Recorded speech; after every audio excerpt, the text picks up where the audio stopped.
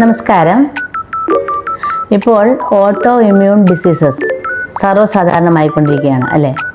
Skin allergies, arthritis, gut issues, thyroid, ഇങ്ങനെയുള്ള വളരെയേറെ രോഗങ്ങൾ കൂടിക്കൊണ്ടിരിക്കുന്ന ഒരവസ്ഥയിലാണ് നമ്മളിപ്പോൾ.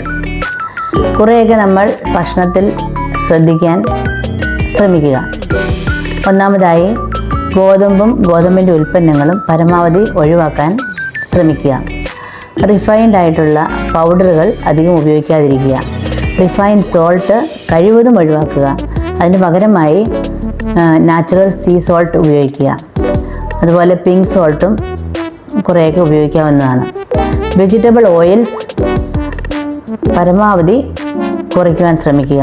അതിന് പകരമായി വെർജിൻ കോക്കനട്ട് ഓയിൽ, അത് സാധാരണ നമ്മുടെ വീട്ടിലുണ്ടാക്കുന്ന കോക്കനട്ട് ഓയിൽ, അതൊക്കെ പരമാവധി ഉപയോഗിക്കാൻ ശ്രമിക്കുക.